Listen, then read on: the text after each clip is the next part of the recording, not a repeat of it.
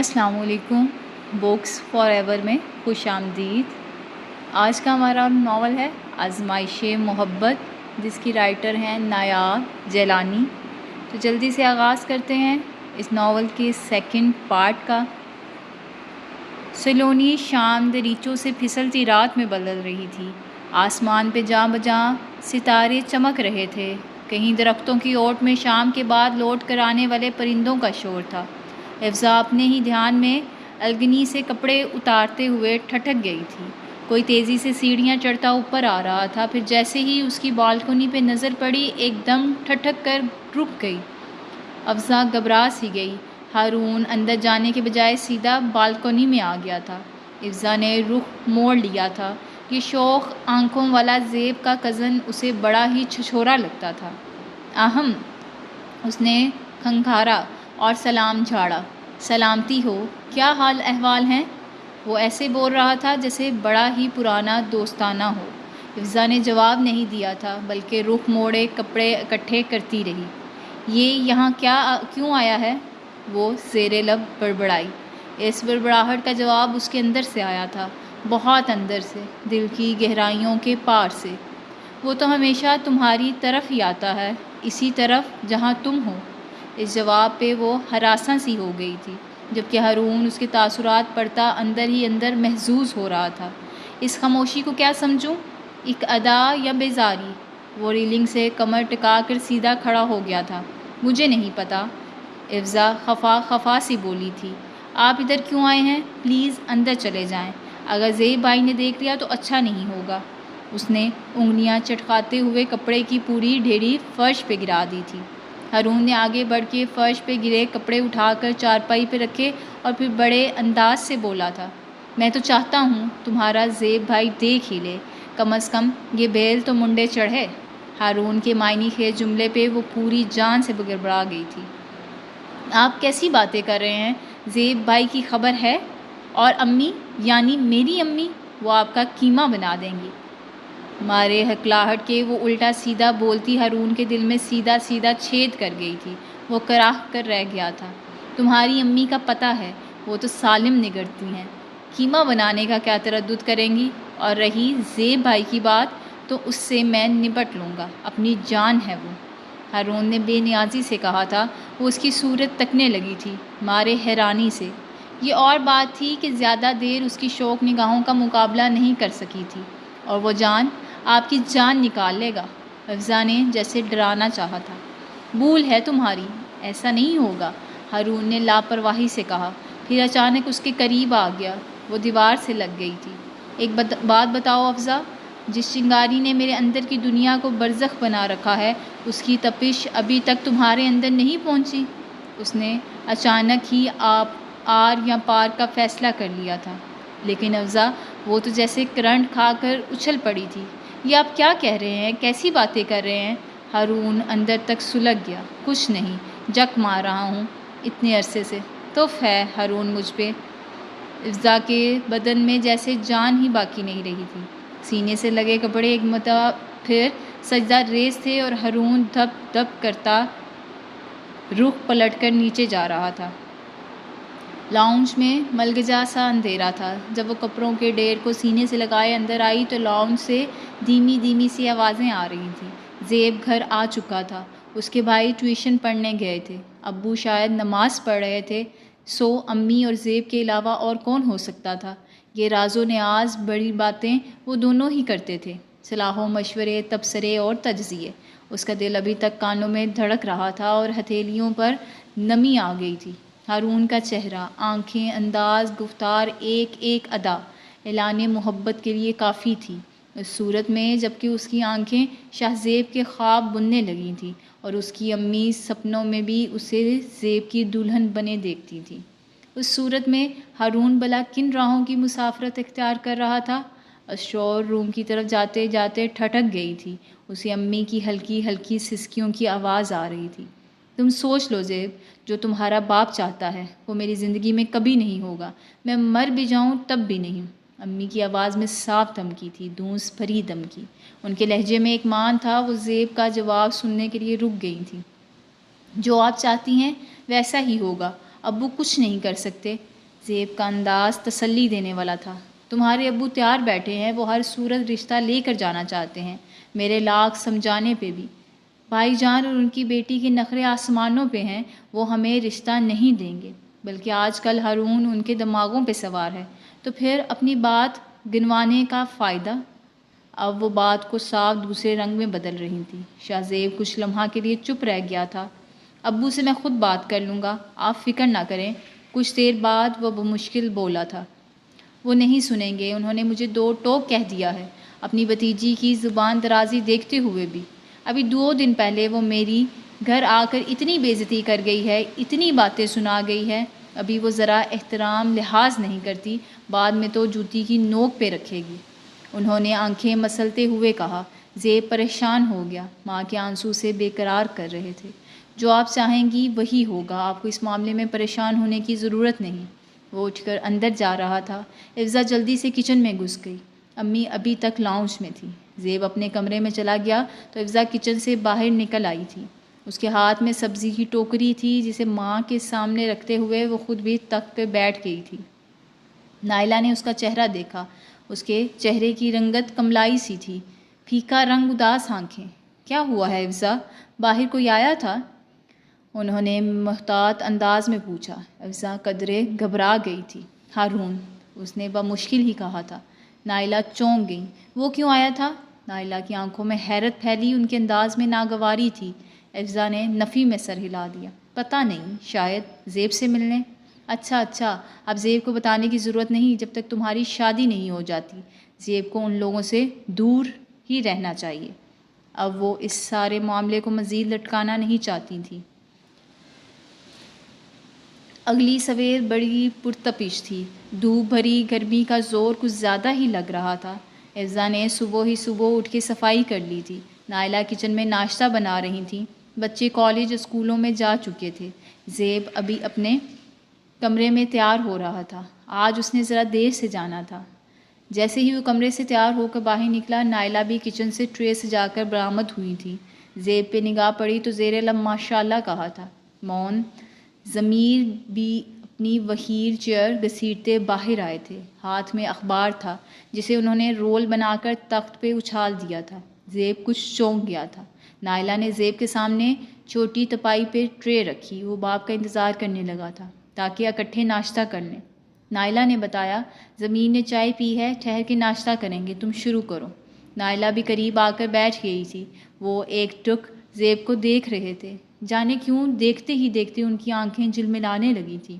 مون زمین نے گہرا سانس کھینچا اور گلا کھنکار کے زیب کو اپنی طرف متوجہ کیا۔ زیبی، آج ذرا وقت پہ گھر آ جانا اور واپسی پہ اچھی سی مٹھائی بھی لانا۔ ان کا انداز نرم تھا۔ نائلہ نے چونک کر شوہر کی طرف دیکھا۔ کیوں، شوگر بڑھانے کا ارادہ ہے ابو؟ زیب کا لہجہ ہلکا پھلکا تھا۔ ضمیر دھیمے سے مسکرا دیے۔ بس یوں ہی، دل چاہتا ہے کچھ ہلا گلا سا ہو، زندگی پہ جمود ستاری ہے تو اس جمود کو توڑنا چاہتے ہیں، شوگر بڑھا کے اپنے کل کروا کے۔ گیدرنگ تو ہو جائے گی مگر آپ دیکھ نہیں پائیں گے۔ نائلہ نے اندر اٹھتے اضطراب کو بمشکل دباتے ہوئے بات کو اور رنگ دیا۔ نہیں، میں زیب کی شادی کرنا چاہتا ہوں۔ ماشاءاللہ سے اپنے پیروں پہ کھڑا ہے، ہمارا اور اپنی بیوی بچوں کا خرچہ اٹھا سکتا ہے۔ دیر مناسب نہیں لگتی، زمین نے نرمی سے زیب کا چہرہ ٹٹولتے کہہ رہے تھے۔ اس کی خاموشی سے ضمیر کو ڈھارس سی پہنچی۔ اس نے انکار نہیں کیا تھا۔ میں تو خود اس دن کے انتظار میں ہوں، اللہ یہ مبارک دن لائے، میں اپنے بیٹے کو دولہا بنے دیکھوں۔ نائلہ نے سچائی کے ساتھ کہا تھا۔ زمین نے گہرا سانس اندر کو کھینچا تھا۔ وہ نائلہ کا چہرہ دیکھنے لگا۔ انہوں نے ہنکارا سا بھرا تھا۔ اسی لیے تو کہہ رہا ہوں، تم آج مٹھائی لانا، میں نیچے جاؤں گا بائی جی سے شادی کی تاریخ لینے۔ برسوں گزر گئے رشتے کو، اب اس معاملے کو تکمیل تک پہنچنا چاہیے۔ ضمیر کے الفاظ نہیں تھے، کوئی بم تھا جو اس کے سروں پر پھوڑ دیا گیا تھا۔ نائلہ تو ایسے ہو گئیں جیسے برف کی کوئی سل ہو۔ ایسی ہی کیفیت زیب اور افزا کی تھی۔ افزا بھی ماں کی طرح کچن کے چوکھٹے میں ہی جامد ہو گئی تھی۔ میں شادی کروں گا ابو، ضرور کروں گا، لیکن ثانی کے ساتھ نہیں۔ یہ بات میں بار بار دہرانا نہیں چاہتا، بس پہلی اور آخری دفعہ کہہ رہا ہوں۔ زیب کے ٹھنڈے برف سے لہجے نے اب کی بار ابو کو برف بنا دیا۔ وہ ششتر سے اس کا چہرہ دیکھنے لگے تھے۔ زیب نے ناشتے سے ہاتھ کھینچ لیا تھا، اب وہ ٹیشو سے انگلیاں پونچھ رہا تھا۔ نائلہ جو لمحہ بہ لمحہ ریزہ ریزہ ہو رہی تھی، زیب کے مضبوط لہجے پہ جیسے قطرہ قطرہ پھر سے جمع ہونے لگی۔ ان کے حلق میں اٹکی سانسیں بحال ہو رہی تھیں۔ یہی حال دیوار سے لگی افسا کا بھی تھا۔ ثانی سے نہیں تو کس سے شادی کرنا چاہتے ہو؟ بہت دیر بعد ابو نے کپ کپاتی آواز میں پوچھا تھا۔ ان کا لہجہ زخمی تھا اور آواز کانپ رہی تھی۔ کسی سے بھی، کوئی بھی ہو، بس نشاط الثانیہ صاحبہ نہ ہو۔ اس کا لہجہ بلا کا کھردرا اور کاٹ دار تھا۔ اس کے چہرے پہ عجیب سی نفرت پھیل گئی تھی۔ ابو اس کا چہرہ دیکھتے رہ گئے۔ اس انکار کی کوئی وجہ؟ انہوں نے بہت دیر بعد لڑکھڑاتی آواز میں پوچھا تھا۔ زیب کچھ پل کے لیے چپ رہا، پھر گہرا سانس کھینچ کر بولا، ضروری نہیں کوئی وجہ ہو، اگر ہو بھی تو ہر وجہ بتانے والی نہیں ہوتی۔ بس یوں سمجھ لیں آپ کے بھائی صاحب بہت اونچے لوگ ہیں اور میں ان کے قابل نہیں۔ اس کا دو ٹوک انداز انہیں بے چین کر گیا تھا، جبکہ نائلہ اب پرسکون تھی۔ شاہ زیب، یہ نہیں ہو سکتا، تم انکار نہیں کر سکتے۔ میرا بھائی ٹوٹ جائے گا، میرا خاندان ٹوٹ جائے گا، اور تمہاری مرحومہ ماں کی یہ آخری خواہش تھی۔ تم مدحت کی آخری خواہش کو پورا نہیں کرو گے؟ تمہاری مرحومہ ماں کا خواب؟ بولتے بولتے ابو کی آواز رند گئی تھی، جانے انہیں کیا کچھ یاد آ گیا تھا۔ شاید اپنی زیادتیاں اور مدحت کا صبر۔ وہ سینہ مسلتے سخت بے چین تھے۔ زیب نے ایک طویل اور گہرا سانس لبوں سے برآمد کیا تھا، پھر جب وہ بولا تو اس کا لہجہ پرسکون تھا۔ میری مرحومہ ماں کے تو بہت سے خواب تھے جو سب ایک ایک کر کے ٹوٹ گئے تھے۔ سارے خواب پورے نہیں ہوتے، یہ بھی نہ ہوا تو کوئی فرق نہیں پڑے گا۔ زیب کے اطمینان پہ نائلہ تک ششتر رہ گئی تھی۔ دیوار سے لگی افزا بھی یکٹک زیب کو دیکھ رہی تھی۔ اس کی ماں بہت خوش تھی کہ زیب اس کے حسب منشا ڈٹ گیا ہے، لیکن جانے کیوں افزا کا دل کوئی مٹھی میں لے کر مسل رہا تھا۔ اسے زیب کی آنکھوں میں ویرانی نظر آ رہی تھی۔ یہ ویرانی اس کی ماں کو نظر نہیں آ سکتی تھی، اس ویرانی کو محبت کرنے والے ہی سمجھ سکتے تھے۔ افزا کا دل قطرہ قطرہ پگھلنے لگا تھا۔ میری بات مان لو زیب، تمہاری ماں کی روح کو بہت تکلیف پہنچے گی۔ ابو کی آنکھیں نمکین پانیوں سے بڑھنے لگی تھیں۔ زیب نے لمحہ بھر کے لیے آنکھیں بھینچ لیں۔ پتلیوں کے اس پار بہت کچھ تھا، کچھ احساس، کچھ جذبے، کچھ محبت کے شگوفے، کچھ خواب، کچھ تمنائیں، کچھ چاہتیں، لیکن ضروری تو نہیں ہمیں سب کچھ اسی زندگی میں مزشر آ جائے۔ میری ماں جب زندگی کو موت سمجھ کر جی رہی تھی، اس کی روح کو تب بھی بہت تکلیف پہنچتی تھی۔ بس یہ تھا کہ اس وقت آپ کو اس کی تکلیف کا احساس نہیں تھا۔ اب ان کو کیا تکلیف پہنچے گی؟ اب وہ ساری تکلیفوں سے بے نیاز ہو چکی ہیں۔ زیب کے لہجے میں چٹانوں سی سختی بھر گئی تھی۔ تمہیں اس عورت نے متنفر کر رکھا ہے۔ تمہیں اپنی ماں کی آخری خواہش کا بھی احساس نہیں رہا؟ جو جیسے حلق کے بل چلائے تھے، یوں کہ افزا کے منہ سے گٹی گٹی چیخ برآمد ہوئی تھی اور نائلہ کی رنگت فک ہو گئی تھی۔ انہوں نے آج ضمیر کا ایک اور ہی روپ دیکھا تھا۔ تمہیں اس عورت نے ورگلا رکھا ہے، متنفر کر دیا ہے، یہ سازشی عورت۔ جانے وہ غصے کی انتہا میں کیا کچھ کہنے والے تھے۔ ان کے الفاظ پہ زیب کا چہرہ سرخ ہو گیا تھا۔ وہ اپنی جگہ سے ایک جھٹکے کے ساتھ اٹھا تھا۔ یہ عورت آپ کی بیوی ہے، آپ اسے میری ماں پہ سوکن بنا کر لائے تھے۔ میری ماں اس صدمے سے مری یا بیماری کے غلبہ پانے سے؟ میں نے تو صرف انہیں اپنی ماں کے بعد بطور ماں قبول کیا تھا۔ آپ جو بھی سمجھیں، بس آپ کی بھتیجی میری بیوی نہیں بن سکتی۔ وہ زہر خنثی بولتا چلا گیا تھا۔ ابو لمحہ بھر کے لیے بنچکا رہ گئے تھے۔ زیب، ان کی رنگت اڑ گئی تھی یا شاید وہ سچائی کو برداشت نہیں کر سکے تھے۔ ثانیہ تمہاری ماں کی سگی بھانجی ہے۔ اب کہ ان کی آواز کپ کپائی ہوئی تھی، انہیں اپنے کمزور لہجے پہ ترس آیا تھا۔ اس سے کیا فرق پڑتا ہے؟ وہ بے نیاز تھا۔ اس نے اٹھ کر موبائل اور لیپ ٹاپ اٹھایا۔ ابو نے بھیگی آنکھوں سے اسے جاتے دیکھنا چاہا۔ ان کی آنکھوں کے سامنے دھند آ رہی تھی۔ تمہاری منگیتر ہے۔ ان کا لہجہ اور بھی کمزور تھا۔ کبھی تھی۔ اس نے تنفر سے سر جھٹکا۔ یہ رشتہ تمہاری مرضی سے ہوا تھا؟ وہ اسے کچھ یاد دلا رہے تھے۔ کبھی ہوا تھا؟ زیب جیسے سب کچھ بھول چکا تھا۔ ایک ماضی تھا جس کی قبر میں اس نے سب کچھ دفن کر دیا تھا۔ ابو اپنا سینہ مسلنے لگے۔ ثانی تمہاری پسند تھی۔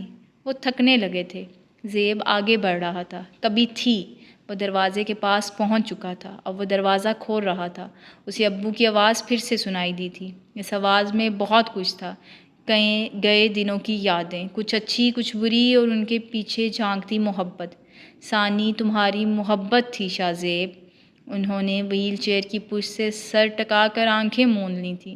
ان کی آنکھوں سے آنسو گر رہے تھے اور ان کے سفید بالوں میں جذب ہو رہے تھے۔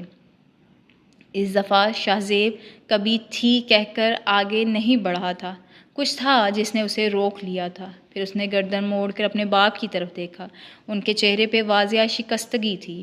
ایسی ہی شکستگی اور تھکن شاہ زیب کے چہرے پہ دھول کی مانند اڑ رہی تھی۔ افزا سے زیب کے چہرے پہ اتری تھکن دیکھی نہیں جا رہی تھی۔ اس نے دیوار سے ٹیک لگائے لگائے پلکیں سختی سے مینچ لی تھیں۔ تبھی دو آنسو بغاوت کرتے آنکھوں کے کناروں سے ٹوٹ کر گر پڑے تھے۔ آج وہ عمر بھر کے لیے مفلس ہو گئی تھی۔ درختوں کی کتار تلے ذیلی سڑک تھی۔ گھنی چھاؤں سے ڈھکی یہ سڑک بہت ٹھنڈی تھی، جس کے اوپر جرمرے پتے جگہ جگہ گرے پڑے تھے، شاید تیز ہوا سے جھڑے تھے۔ وہ ان پتوں کو جوتوں تلے رونتا چل رہا تھا۔ اسے آج کیا کچھ نہیں یاد آ رہا تھا، وہ سب کچھ جو کبھی بھولا نہیں تھا، بھولنے والا ہی نہیں تھا۔ وہ اس کی ماں کی بیماری اور پھر اس کا تڑپ تڑپ کر مر جانا۔ لیکن پھر بھی زیب نے سب کچھ بھلا دیا، زندگی کو آگے بڑھانے کے لیے، زندہ رہنے کے لیے، جینے کے لیے، کچھ رشتوں کو بچانے کے لیے۔ وہ چلتا چلتا رک گیا تھا، پھر قریب ہی لکڑی سے بنے ایک اونچے چوکور بینچ پہ درخت کے تنے سے ٹیک لگا کر بیٹھ گیا تھا۔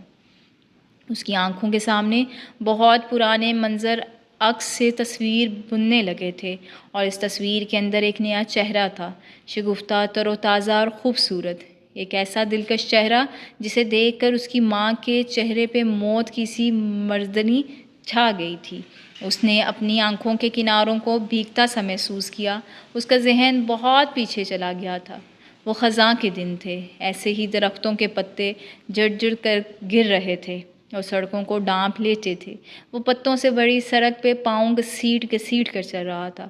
اس کے ہاتھوں میں کتابوں کا تھیلا تھا۔ وہ بہت سست قدموں سے چل رہا تھا۔ یوں لگتا تھا جیسے وہ گھر جانا ہی نہیں چاہتا تھا۔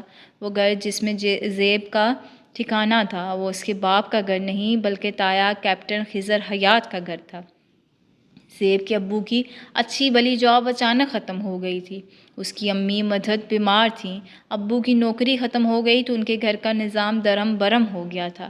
زیب کی پڑھائی تک چھوٹ گئی تھی۔ مالک مکان نے 1 سال تک کرایہ نہ دینے کی وجہ سے انہیں گھر سے نکال دیا تھا۔ تب اس کی خالہ فرحت، جو اس کی تائی بھی تھی، انہیں اپنے گھر ہمیشہ کے لیے لے آئی تھیں۔ ابو تب بھی بے روزگار ہی تھے۔ تائی نے ان کے گھر کا خرچہ بھی اٹھا لیا تھا۔ زیب کا اسکول بھی شروع ہو گیا اور مالک مکان کے ساتھ افریت سے بھی جان چھوٹ گئی۔ کسی حد تک زندگی میں سکون آ گیا تھا۔ ابو اور تایا میں بہت محبت تھی تو تائی اور امی میں بھی بڑا پیار تھا۔ اسے یاد تھا اس کے گھر اوپر کم ہی کھانا پکتا تھا۔ تائی ہمیشہ کھانا بنا کر اوپر بھیج دیتی تھی۔ زیب کو تب نہیں پتہ تھا کہ اس کی بھاری فیس، گھر کے اخراجات اور امی کی دوائیوں کا خرچہ کون اٹھاتا ہے۔ بس یہ سب کام جن پر ان کے گھر میں ہمیشہ لڑائی ہوتی تھی، خود بخود سر انجام پا جاتے تھے اور کسی کو کانوں کان خبر بھی نہیں ہوتی تھی۔ تایا کے گھر میں آ جانے کے بعد زندگی میں ایک ٹھہراؤ آ گیا تھا۔ ابو کی امی سے لڑائیاں کم ہو گئی تھیں۔ اب وہ امی کو بیماری کے اتنے تانے نہیں دیتے تھے، گھر کے خرچے پہ بھی تکرار نہیں ہوتی تھی۔ زیب تھوڑا بڑا ہوا تو اسے اندازہ ہوا تھا اس کی شفیق تائی کی بدولت بہت سارے معاملات خاموشی کے ساتھ طے پا جاتے تھے۔ تائی کو اپنی بہن سے بہت محبت تھی، اسی طرح امی کو اپنی اکلوتی بھانجی سے بڑا پیار تھا۔ زندگی میں ایک روانی تھی، ایک سکون تھا۔ امی نے ثانی کو زیب کے لیے بچپن میں ہی مانگ لیا تھا، لیکن یہ رشتہ بہت ساری بدگمانیوں اور رنجشوں تلے دب گیا تھا۔ ایک ایسی آندھی اٹھی تھی جو زیب کے گھر کو تنکا تنکا بکھیر گئی تھی۔ اس کے ابو نے فیکٹری میں اپنے ساتھ ملازمت کرتی ایک طرح دار خوبصورت لڑکی سے شادی کر لی تھی۔ نہ صرف اس سے نکاح کر لیا تھا بلکہ اسے اپنے ساتھ گھر میں بھی لے آئے تھے، اس کی بیمار ماں پہ ستم ڈھانے کے لیے۔ یہ ایک قیامت تھی جو آئی تھی اور ٹھہر گئی۔ ابو کی دیدہ دلیری، امی کی خاموشی، نیچے تائی اور تایا کا ببانگ دہل نفرت اور لا تعلقی کا اعلان۔ نیچے والوں نے ابو کی دوسری شادی کو کسی طور قبول نہیں کیا تھا۔ تائی ابو کو کسی بھی طور معاف کرنے پہ تیار نہیں تھیں۔ انہوں نے اوپر آنا چھوڑ دیا اور اپنا دستِ شفقت ان کے گھرانے سے اٹھا لیا تھا۔ کچھ عرصہ اسی لا تعلقی کے درمیان گزر گیا۔ تائی کی آمد و رفت کم ہوئی تو اوپر نائلہ نے اپنا سکہ جما لیا۔ کچھ ہی دنوں بعد وہ اپنی بیٹی افزا کو بھی اپنے ساتھ گھر لے آئی۔ افزا اس کے پہلے شوہر سے اکلوتی اولاد تھی۔ اس کی امی نائلہ کی اجارہ داری بڑھتے دیکھ کر خود بخود پیچھے ہٹ گئی تھیں، لیکن اس کی خالہ نے، جو تائی بھی تھیں، نائلہ کے ساتھ کھلم کھلا لڑائی کا اعلان کر دیا تھا۔ وہ انہیں اپنے گھر سے بھی نکالنا چاہتی تھیں اور یہ ایک انتہائی فیصلہ تھا۔ نائلہ کو گھر سے نکالنے کا مطلب یہ تھا کہ زیب کا بھی اس گھر سے چلے جانا، ابو اور امی کا بھی نکل جانا، لیکن تائی امی اور زیب کو روکنا چاہتی تھیں۔ یہ حکم بس نائلہ اور اس کی بیٹی افزا کے لیے تھا، لیکن جب ابو نے سنا تو ایک قیامت برپا ہو گئی تھی۔ ابو نے ببانگ دہل اعلان کر دیا تھا، اگر نائلہ اس گھر میں نہیں رہے گی تو وہ اور زیب بھی یہاں سے چلے جائیں گے، مدت اکیلی بہن کے چرنوں میں رہیں۔ ابو کے اس ظالمانہ فیصلے نے امی کو اندر سے بالکل توڑ دیا تھا۔ ان کی رہی سہی امیدیں بھی ختم ہو گئی تھیں۔ نائلہ کی محبت کا جادو سر چڑھ کے بول رہا تھا۔ ابو کو نائلہ کے سوا کچھ نظر نہیں آتا تھا۔ ادھر تائی اپنے فیصلے سے ہٹنے پہ تیار نہیں تھی۔ یوں ایک دن ابو نے نائلہ، افزا اور شاہ زیب کو لیا اور تایا خضر حیات کا مکان ہمیشہ ہمیشہ کے لیے چھوڑ دیا، اس صورت میں کہ زیب کی بیمار ماں اسی گھر میں بے یار و مددگار اکیلی رہ گئیں، شوہر اور بیٹے کی جدائی کا لامحدود غم سینے سے لگا کر۔ سبک رفتاری سے گزرتے وہ دن زیب کے لیے کسی قیامت سے کم نہیں تھے۔ وہ اپنی امی کی یاد کو سینے سے لگا کر رات بھر تکیے میں منہ دے کر روتا تھا۔ اسے اس گھر میں ہر چیز سے وحشت ٹپکتی نظر آتی تھی۔ یہ چھوٹا سا ایک کمرے کا مکان تھا، انتہائی غلیظ علاقے میں، بہت گندا، پرانا اور جگہ جگہ سے پلستر اکھڑا ہوا۔ بارش آتی تو چھتوں سے ٹپک ٹپک کر سیلاب آ جاتا تھا، گلیوں میں پانی کھڑا ہو جاتا تھا۔ ابو کی محدود آمدن میں اس مکان سے بہتر ٹھکانہ ملنا بہت مشکل تھا۔ 4 افراد کھانے والے، جن میں 1-2 سال بعد مزید اضافہ ہوتا گیا تھا۔ یوں کچھ عرصہ کھینچ تان کے وقت بمشکل گزارا ہوا اور ایک دن تایا ان کے لیے دوبارہ زندگی کا پیغام لے کر آئے تھے۔ تایا کی آمدن ان کی گھٹن زدہ زندگیوں میں بہار کا ایک جھونکا ثابت ہوئی تھی۔ تایا ابو کو لینے آئے تھے۔ امی کی حالت بہت خراب تھی، وہ زیب سے ملنا چاہتی تھیں۔ تائی نے بھی سینے پر پتھر رکھ کر ایک مرتبہ پھر اپنے گھر کے دروازے ان کے لیے کھول دیے تھے، لیکن وہ اپنے دل کے دروازے آنے والے کئی سال تک کھول نہیں سکی تھیں۔ ان کی آمد کے ساتھ ہی امی کی زندگی کا چراغ گل ہو گیا تھا۔ وہ شاید زیب سے ملنے کے انتظار میں تھیں، اسے دیکھ لیا اور آنکھیں بند کر لیں۔ زیب کے لیے ماں کی دائمی جدائی ایک نہ ختم ہونے والے مسلسل درد کی صورت اختیار کر گئی تھی۔ ماں کی موت کا ذمہ دار کون تھا؟ ابو، حالات، وقت یا ابو کی دوسری شادی؟ زیب نے کسی بھی صورت میں اپنی سوچوں کو منفی نہ ہونے دیا۔ جس طرح سوتیلی ماں کو قبول کر لیا تھا، اسی طرح ماں کی موت کو بھی قبول کر لیا تھا، بس وہ پہلے سے زیادہ خاموش ہو گیا تھا۔ گزرتے وقت نے نائلہ کو زیب سے بے انتہا قریب کر دیا تھا۔ حقیقت تو یہ تھی، امی کی موت کے بعد نائلہ کے اندر بڑی تبدیلیاں آ گئی تھیں۔ اب وہ پہلے کی طرح اکڑ اور خودی میں نہیں رہتی تھی۔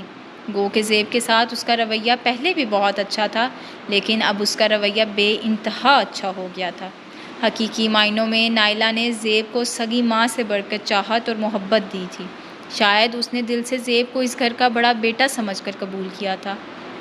جیسے جیسے وقت گزرتا گیا، نائلہ کے دل میں زیب کے لیے نرمی اور محبت بڑھتی گئی۔ اسی طرح فرحت تائی کے دل میں زیب کے لیے محبت کم ہوتی گئی۔ فرحت کے لیے بہن کی موت کو بلانا بہت مشکل تھا۔ وہ ان سب کو اپنی بہن کی موت کا ذمہ دار سمجھتی تھی۔ وہ سمجھتی تھی کہ زیب بھی باپ کی طرح ہی بے ضمیر ہے، جس نے ماں پر ہونے والی زیادتیوں کو بلا کر سوتیلی ماں سے اچھے تعلقات بنا لیے تھے۔ وہ اس بات کو سمجھنے سے قاصر تھیں کہ زیب نے نائلہ کو ایک حقیقت سمجھ کر قبول کر لیا تھا، لیکن تائی کو کون سمجھاتا؟ ان کی نفرت ضمیر نائلہ اور اس کے بچوں تک محدود نہیں رہی تھی۔ بلکہ اس نفرت کی لپیٹ میں ان کا سگا بھانجا بھی آ گیا تھا۔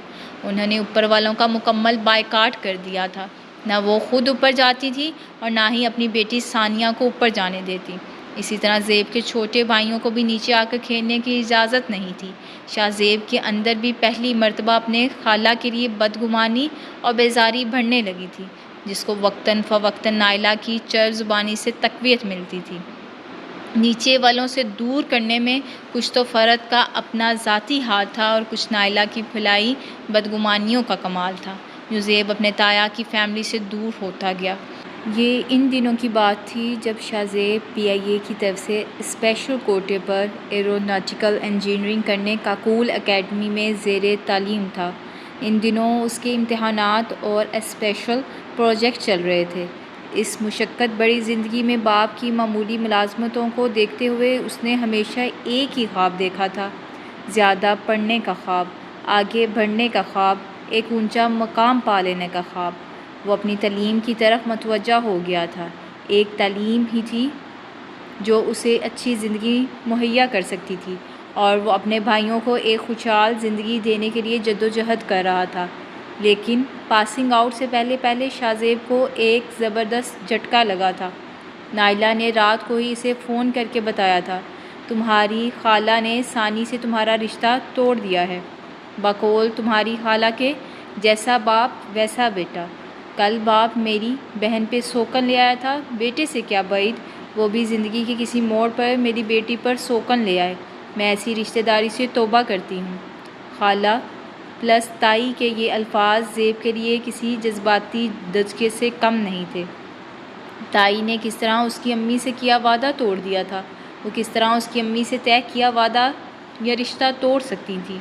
زیب کے لیے یہ بہت تکلیف دہ حقیقت تھی، اسے قبول کرنا بہت مشکل تھا، وہ بھی اس صورت میں جب وہ اپنا دل ٹٹول رہا تھا اور اسے اپنے دل کے خالی پن پہ جھٹکے لگ رہے تھے۔ آن کی آن میں اس کا دل امنگوں اور خوابوں سے خالی ہو گیا تھا، اور اس خالی مکان میں سناٹے گونجنے لگے تھے، اور ان سناٹوں کے اندر کہیں دور میٹھا میٹھا درد امڑ رہا تھا۔ یہ درد لادوا تھا، اور شاید محبت کے سارے ہی درد لادوا ہی ہوتے ہیں۔ جس طرح زیب نے اپنی سوتیلی ماں کو قبول کر لیا تھا، جس طرح اپنی ماں کی موت کو قبول کر لیا تھا، اسی طرح تائی کے فیصلے کو بھی چپ چاپ قبول کر لیا تھا۔ لیکن وہ ایک مرتبہ اپنی تائی کے سامنے جا کر ان سے دو ٹوک بات کرنے کا ارادہ ضرور رکھتا تھا۔ اس نے دوران پروجیکٹس چھٹی کے لیے اپلائی کر دیا، اور یہ شاہ زیب کی سب سے بڑی بدقسمتی تھی۔ جب وہ تائی سے ملنے آ رہا تھا، وہ زیب کے آنے سے پہلے ہی ابدی سفر پہ چل پڑی۔ جس شب وہ اپنے شہر آنے کے لیے ٹکٹ کٹوا رہا تھا، اسی شب اس کی پیاری خالہ اور تائی اچانک حرکت قلب بند ہو جانے کی وجہ سے وفات پا گئی تھیں۔ ساری رنجشیں اور کدورتیں دری کی دری رہ گئیں۔ اس نے ٹکٹ پھاڑا اور واپس چل دیا۔ جنازہ تو ہو چکا تھا، اب جانے کا کیا فائدہ تھا؟ پھر جب وہ چھٹی پہ گھر آیا تو ادھر کے حالات یکسر بدل چکے تھے۔ وہ ثانی جو دریچوں اور درزوں میں سے چھپ چھپ کر شاہ زیب کو دیکھا کرتی تھی، اس کی شکل دیکھنے کی بھی روادار نہیں رہی تھی۔ شاہ زیب اس وقت شدید خجالت اور شرمندگی میں مبتلا ہوا جب اس نے تایا سے افسوس کرنے کے بعد ثانی سے ملنا چاہا اور تائی کی وفات پہ تعزیت کرنا چاہی تھی، لیکن ثانی نے اس سے ملنے سے معذرت کر لی تھی۔ تایا کا رویہ بھی حوصلہ شکن تھا۔ شاہ زیب دنوں ان تکلیف زدہ رویے پہ پریشان رہا۔ انہی دنوں نائلہ موقع سے فائدہ اٹھا کر شاہ زیب سے زیادہ قریب ہو گئی تھی۔ ثانی کے رویے سے دل برداشتہ شاہ زیب نے افرا سے فطری سا دوستانہ تعلق روا رکھا تھا، لیکن اس تعلق میں بھی حد فاصل برقرار تھی۔ پھر یوں ہی بدگمانیوں میں چھپے دن گزرتے چلے گئے تھے۔ وہ بطور ایروناٹیکل انجینئر PIA میں شاندار عہدے پہ کام کرنے لگا تھا۔ اس کی جاب کے ساتھ ہی گھر کے حالات بدلنے لگے تھے، لیکن اس کے ساتھ ہی ابو کو مستقل معذوری نے آن دبوچا تھا۔ ابو کی ملازمت چھوٹ گئی تھی، اب وہ گھر تک محدود تھے۔ گزرتے وقت نے ان کے سارے دم خم نکال دیے تھے۔ اب وہ بہت رنجیدہ رہتے تھے، اکثر ماضی کی یادوں کو دہراتے تھے۔ نائلہ کی ساری توجہ زیب اور افزا پہ تھی۔ وہ چاہتی تھیں زیب کی افضا سے شادی ہو جائے، ان کی بیٹی کا مستقبل محفوظ ہو اور وہ ایک شاندار زندگی گزارے۔ اس کے لیے ضروری تھا کہ زیب کو ثانی سے متنفر کیا جائے۔ وہ اپنی چالوں میں لگی ہوئی تھی۔ زیب کو ملازمت ملنا ایک ایسی خوشی تھی جس پہ پھپھو بھی نائلہ سے تمام رنجشیں بلا کر مبارکباد دینے چلی آئی تھیں۔ نائلہ نے بھی شاہ زیب کی کامیابی کو بھرپور طریقے سے منایا تھا۔ ایک پرتکلف دعوت پہ پورے خاندان کو اکٹھا کیا گیا تھا۔ دور نزدیک کے سارے ہی رشتہ دار آئے تھے، لیکن تایا اور ثانی نے آنے سے معذرت کر لی تھی۔ شاہ زیب نے سنا تو اسے نہ غصہ آیا نہ افسوس ہوا۔ اب اتنے سالوں میں ڈھیروں رنجشوں کے بعد دل پہ بے حسی کا خول تو چڑھ ہی گیا تھا۔ اس نے ماں کے غصے اور جھنجھلاہٹ پہ بس اتنا ہی کہا، ان کو بلانا آپ کا فرض تھا، نہیں آتے تو نہ آئیں، ہمیں کوئی فرق نہیں پڑتا۔ شاہ زیب پرسکون تھا اور نائلہ کے سکون کے لیے اتنا ہی کافی تھا۔ اس دعوت کے بعد نائلہ کا کڈنی آپریشن دوسرا ایسا موقع تھا جس پہ نیچے والوں کی لا تعلقی نے دونوں خاندانوں میں مزید تناؤ کی لکیر کو کھینچ دیا تھا۔ نائلہ نے اس بات کو دوسرے ہی رنگ میں پیش کیا تھا۔ بہت ہی غرور چڑھ گیا ہے بائی صاحب کی بیٹی کو، ظاہر ہے جب ہارون نظر آ رہا ہو تو۔ نائلہ کی ہر تان ہارون پہ ٹوٹتی تھی، لیکن ضمیر ہر صورت شاہ زیب کے طے شدہ رشتے کو قائم رکھنا چاہتے تھے۔ شاید مدحت کو دیے گئے زخموں کی تلافی اسی صورت کرنا چاہتے تھے، لیکن شاہ زیب ان کے ہاتھ نہیں آ رہا تھا، اور وہ جانتے تھے کہ شاہ زیب کو نائلہ کی پشت پناہی حاصل ہے۔ ایک تناؤ بھری فضا کو نائلہ کی تلخ آواز نے بہت شدت کے ساتھ تتر بتر کیا تھا۔ افضا نے ہونٹ بھینچ کر آلو کاٹنے شروع کر دیے تھے۔ جانے شاہ زیب کہاں چلا گیا تھا؟ ابو سے جھگڑے کے بعد وہ ابھی تک گھر نہیں آیا تھا۔ اس کی تفکر بڑی نظریں بار بار کھڑکی کی طرف اٹھ رہی تھیں۔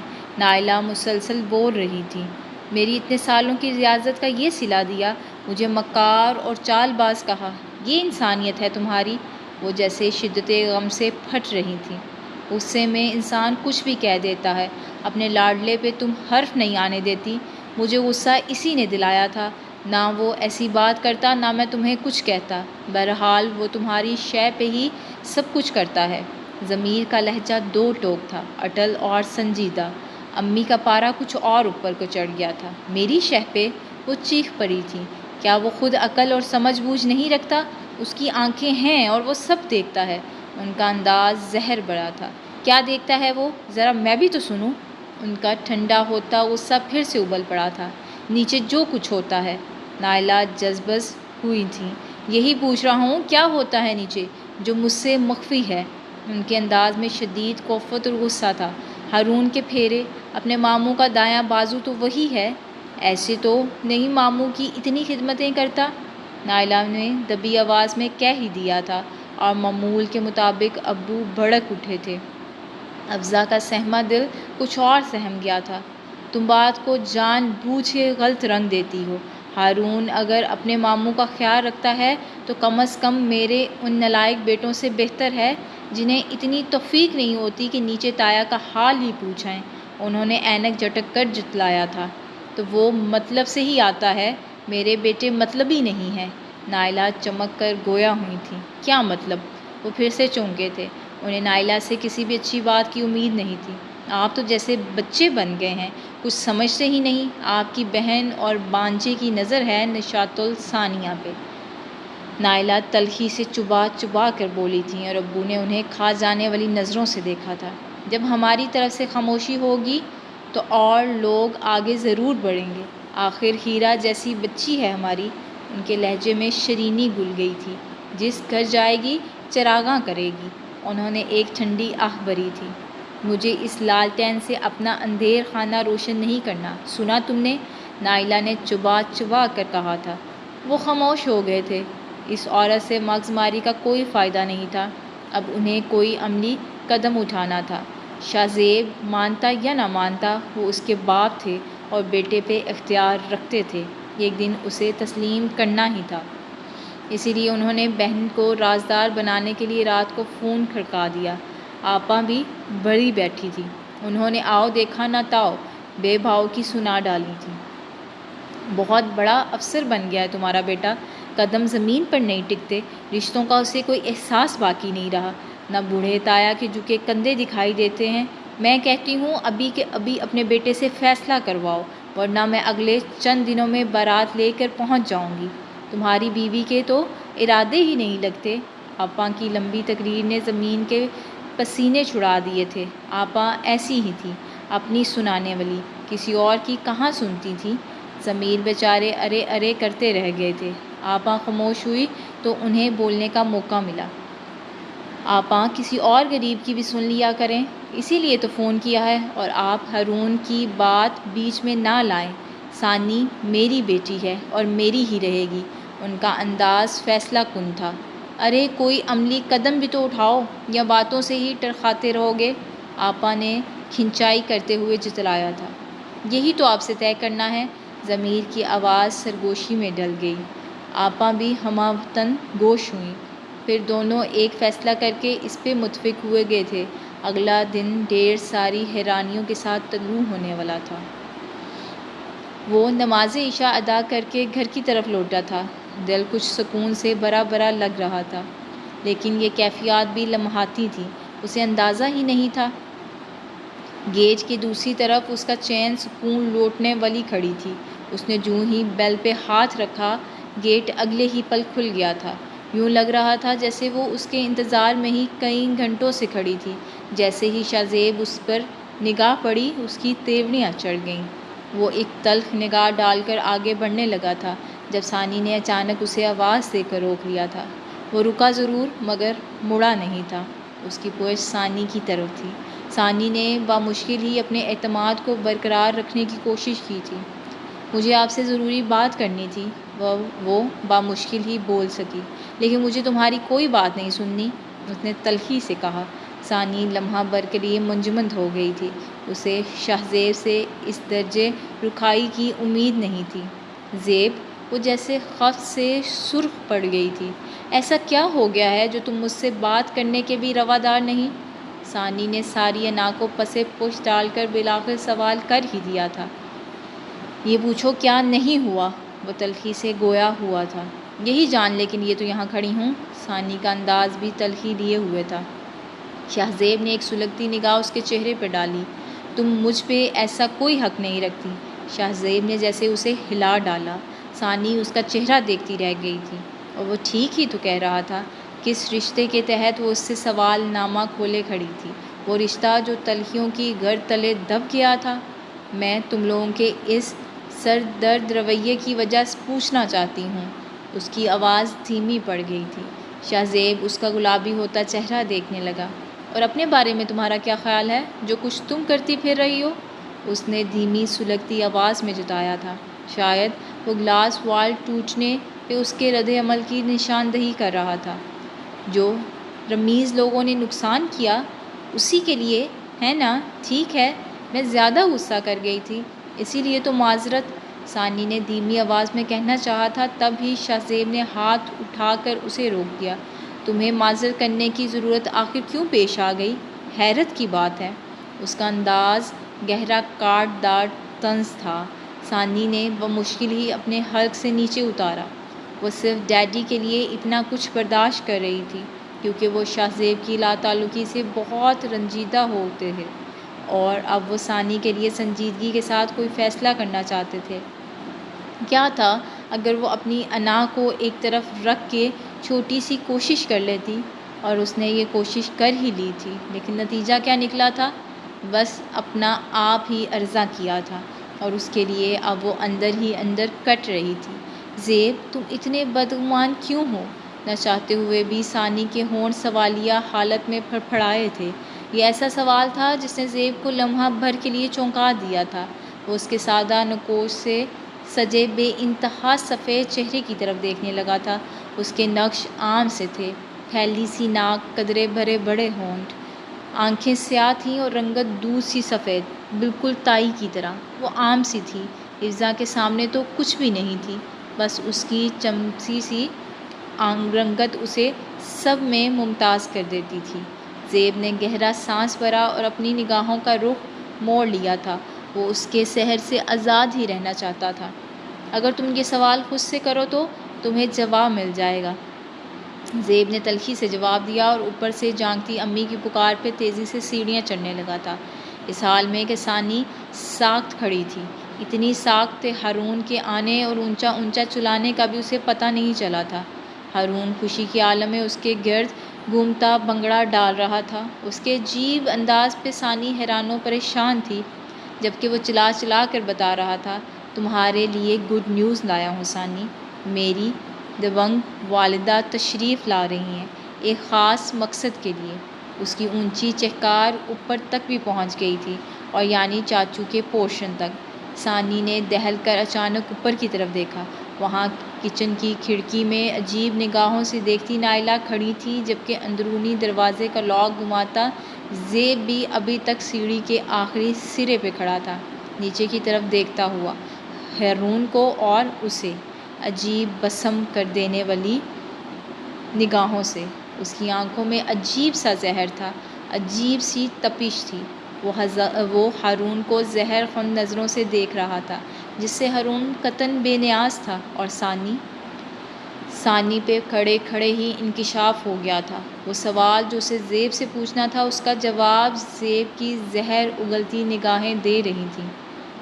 میری نفرت کی وجہ تمہارے پہلو میں کھڑی ہے، وہ اس کی نگاہوں کا زہر برا جواب خود تک پہنچا کر بت کی مانند ساکت ہو چکی تھی۔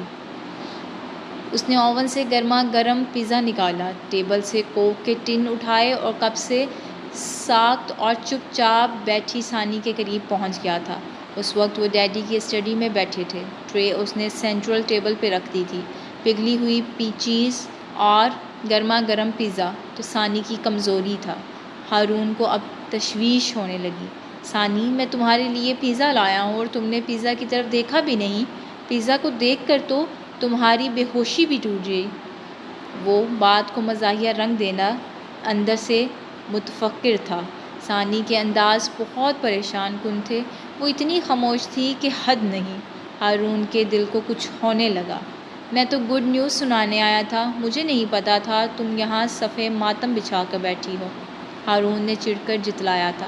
وہ گڈ نیوز پہ تھوڑا سا چونکی تھی، پھر اسے دیکھنے لگی جیسے پوچھ رہی ہو کیا مام آ رہی ہیں، بلکہ بلایا گیا ہے انہیں، اس نے لہجے میں ڈرامائی تاثر بھرتے ہوئے کہا تھا۔